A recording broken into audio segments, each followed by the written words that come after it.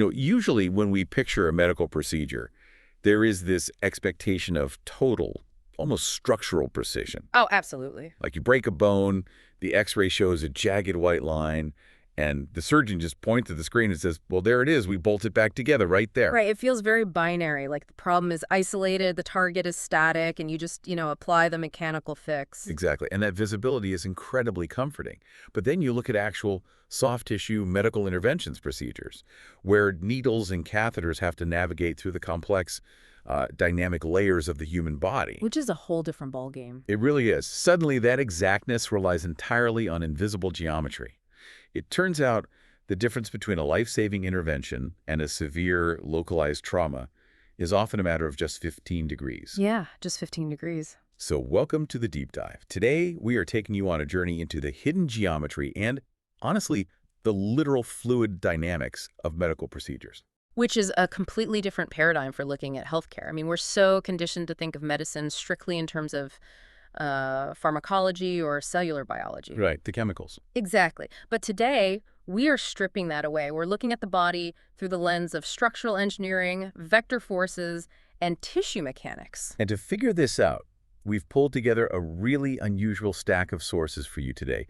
We are looking at everything from routine phlebotomy manuals from Bayside Laboratories to urological catheter studies. Some really intense stuff in there. Seriously, incredibly intense instructions for urethral bulking agents and even emergency protocols from the American Urological Association. So, okay, let's unpack this. Let's do it. Whether we are extracting a fluid like blood or depositing a polymer to rebuild a tissue wall, the exact angle of approach and a physical understanding of mucosal layers completely dictates the outcome. Because you have to know when to use the body's natural anatomical angles to your mechanical advantage. And, when a single incorrect degree of trajectory will cause a cascading failure in the tissue. You're basically constantly negotiating with the landscape of the anatomy. You really are. Let's start with the extraction side of things, specifically something you have likely experienced, getting your blood drawn. Sure, very common. Right, it seems so rudimentary. A quick poke, you fill a vial, you're done. But looking at the Bayside Laboratories protocol, the mechanics of venipuncture are highly choreographed. Oh, absolutely. The golden rule here is that the needle has to enter the skin at exactly a 15 to 30 degree angle. Why that specific window? I mean, if the vein is right there under the skin, why not just go straight in? Well, if you go straight in, say, at a 90 degree or even a 45 degree angle, your vector force is driving directly down into the tissue bed. And veins are essentially pressurized, elastic tubes. If you approach too steeply, the bevel of the needle will just puncture straight through the anterior wall and immediately pierce the posterior wall. Oh, wow. Yeah, you just blow the vein entirely. But if your angle is too shallow, say under 15 degrees, you don't generate enough downward vector force to pierce the epidermis and the venous adventitia. So you just sort of bounce off. Basically, you just end up skimming over the top of the vessel, which pushes the vein out of the way rather than penetrating it. So that 15 to 30 degree angle is the perfect geometrical compromise. It is the universal vessel-seeking trajectory. The vessel-seeking trajectory, I like that. And once that needle is perfectly seated in the lumen of the vein, the physics of fluid dynamics immediately take over. Right. The protocol emphasizes controlled aspiration. You can't just yank the plunger back on a syringe to get the blood out faster. If you apply too much negative pressure, you cause hemolysis. Which is purely a mechanical failure, not a biological one. Wait, really? Just from pulling the plunger? Yeah. Red blood cells have a fragile lipid bilayer. When you pull that plunger too aggressively, you create a massive pressure differential across the tiny opening of the needle bevel. The fluid velocity skyrockets, and that creates extreme shear stress. The mechanical force of that turbulent flow literally shreds the cell membranes as they are sucked into the needle. That is wild. You basically ruin the sample because you've essentially pureed the cells. Pureed the cells. Yikes.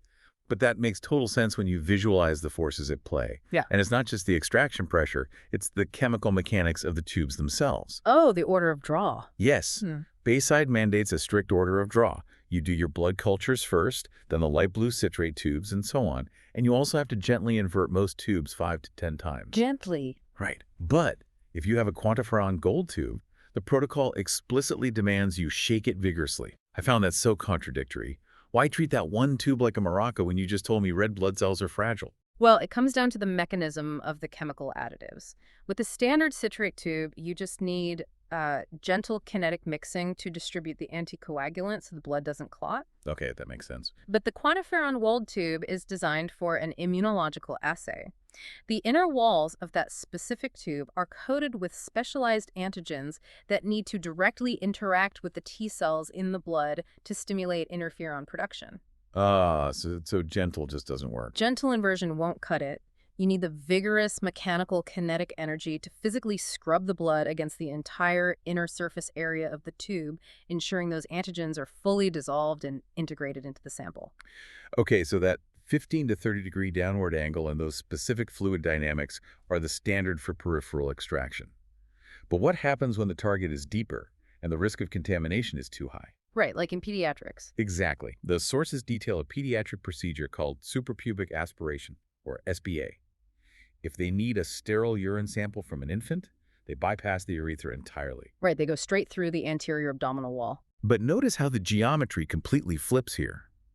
They insert the needle 1 to 2 centimeters above the pubic symphysis, but they do not use a downward angle. Nope. They angle the needle 10 to 20 degrees cephalad, meaning pointing up toward the head, right? Wait, if the bladder is down in the pelvis, why are you aiming the needle upward? That feels counterintuitive. It does, but it's because of where the bladder sits relative to the pelvic bone when it's full. In an infant, a full bladder expands anteriorly and superiorly. So it moves up. Exactly. If you angle downward even slightly, you risk glancing off the pubic symphysis or, far worse, driving the needle posterior to the bladder and perforating the valve. Oh, man. Yeah. By angling 10 to 20 degrees cephalad, you are directing the needle perfectly perpendicular to the expanding dome of the bladder. You advance under continuous negative pressure, and the exact second you breach the detrusor muscle, urine flashes into the syringe. Wow. Okay, so we've mapped out the physics of piercing tissue to reach a fluid pocket. But what happens when you aren't trying to pierce anything at all? That's a great question. Right. What happens when your goal is to safely ride along a natural biological curve? We are moving from the geometry of the puncture to the geometry of the passageway, specifically the male urethra. Right, and the urethra is often conceptually simplified as a straight, flexible hose. Yeah. But geometrically, it is anything but. As the male urethra passes through the perineal membrane and approaches the prostate, it makes a very distinct J-shaped 30-degree ventral turn to align with the bladder neck. And Stat Pearls issues a massive bolded warning about this exact 30-degree curve.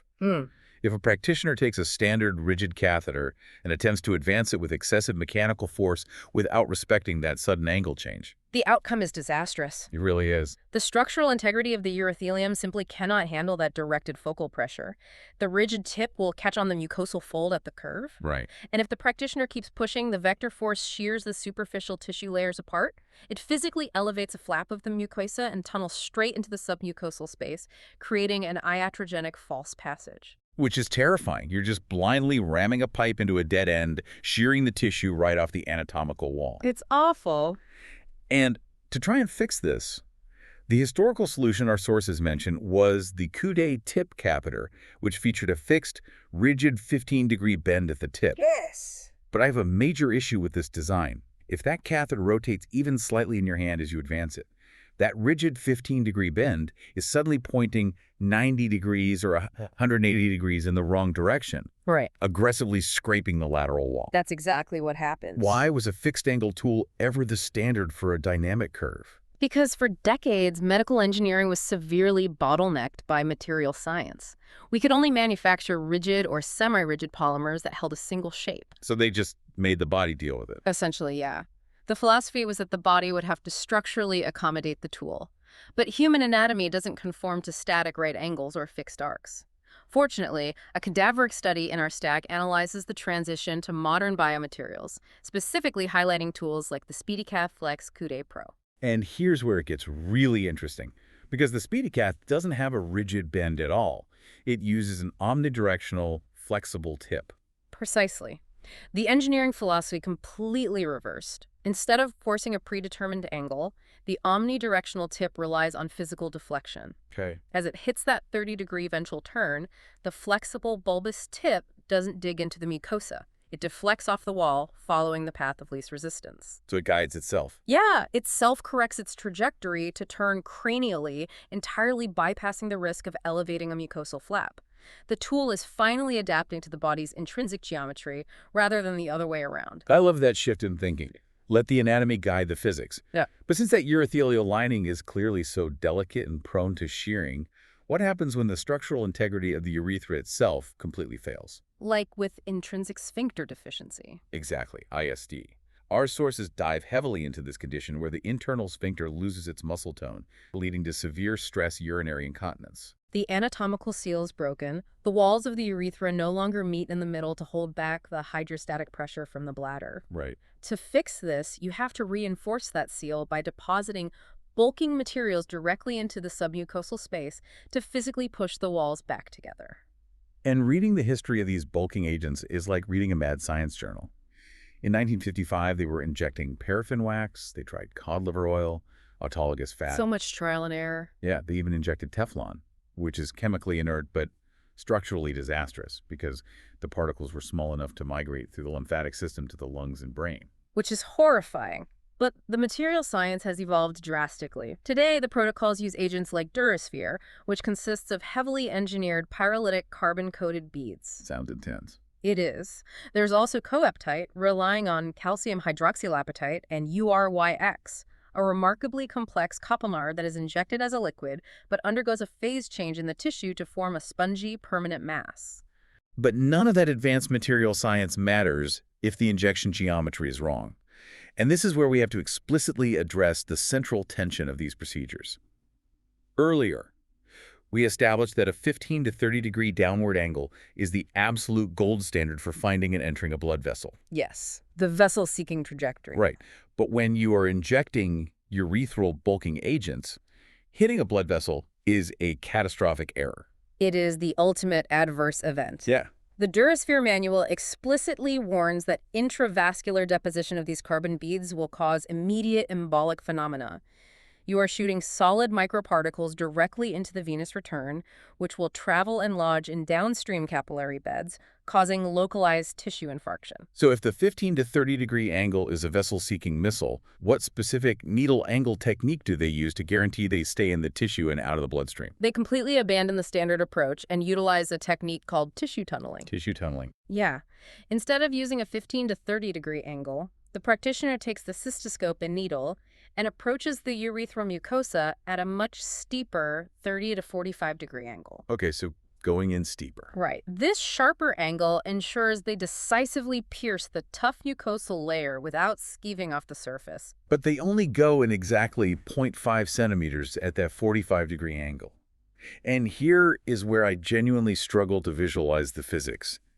The protocol states that after that initial half-centimeter puncture, the practitioner must drop the needle angle entirely, reducing it to 0 degrees. Right, perfectly parallel to the urethral lumen. And then they advance another 0.5 centimeters.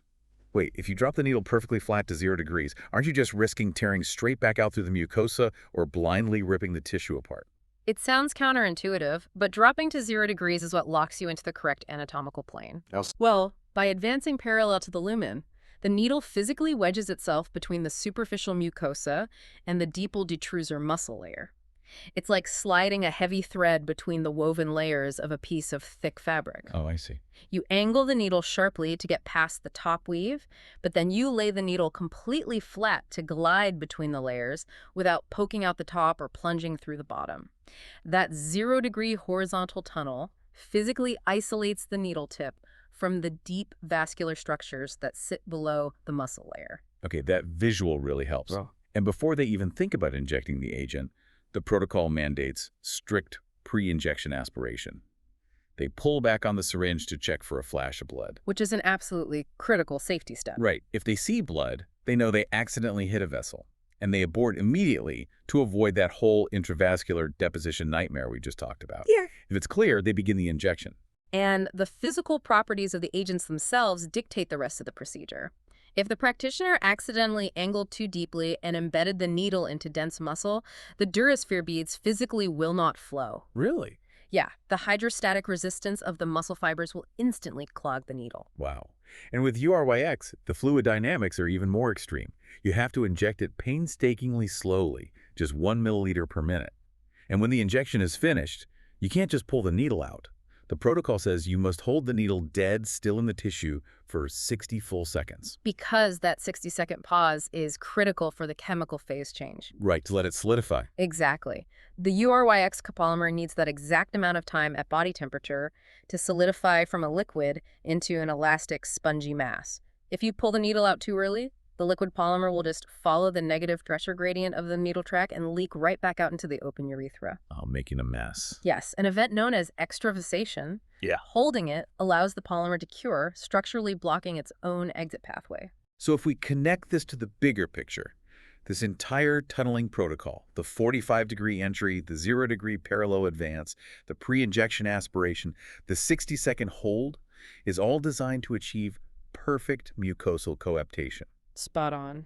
You are intentionally building a structural blister in the submucosa that bulks the walls outward until they meet in the middle, restoring the internal seal while leaving the surrounding vascular network completely untouched. Exactly. You are creating resting resistance that cures the incontinence without altering the detrusor muscle's ability to contract and void normally when required.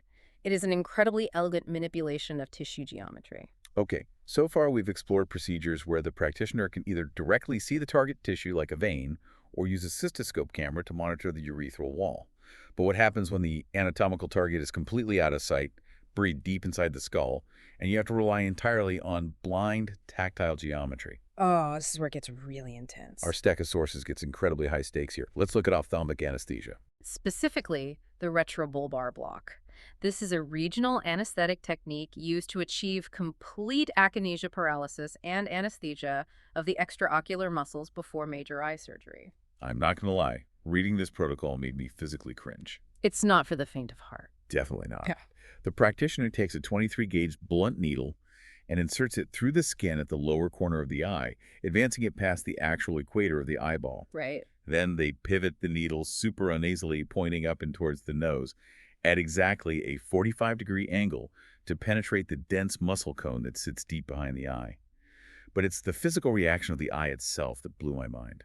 As the needle enters that muscle body, the patient's actual eyeball forcefully rotates downward by 15 to 30 degrees. Yes, because of the physical tethering. The needle is catching the fascial layers in the rectus muscles. The practitioner is applying mechanical traction to the highly elastic structures of the orbit, which levers the globe downward. But how does the doctor know when to stop? They can't see the tip of the needle. They are deep inside the orbit.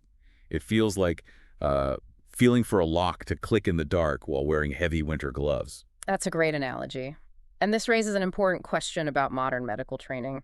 We are so reliant on screens, ultrasound, and digital monitors, but at its core, procedural medicine requires an acute mastery of tactile feedback. Right. The practitioner is feeling for a very specific mechanical release. The moment that blunt needle pushes completely through the fibrous muscle layer and pops into the empty adipose-filled and triconal space, the tissue traction is instantly lost. And the eyeball literally springs back to a neutral primary position. That visual snap of the globe, combined with the sudden loss of resistance in the practitioner's fingers, is the exact geometrical confirmation that the needle is perfectly seated in the cone. Wow. And we see that same absolute reliance on physical and fluid feedback in the final and undoubtedly most intense emergency protocol in our sources: ischemic priapism. Ischemic priapism is a critical urological emergency. Due to a failure in venous outflow, blood becomes trapped in the corpora cavernosa of the penis. Okay. Because it's entirely stagnant, the blood rapidly loses its oxygen, becomes severely hypercapnic, and drops into a highly acidic pH state. If this hemodynamic crisis isn't reversed quickly, it causes permanent necrosis and fibrosis of the smooth muscle. And the AUA guidelines lay out a strictly geometric intervention.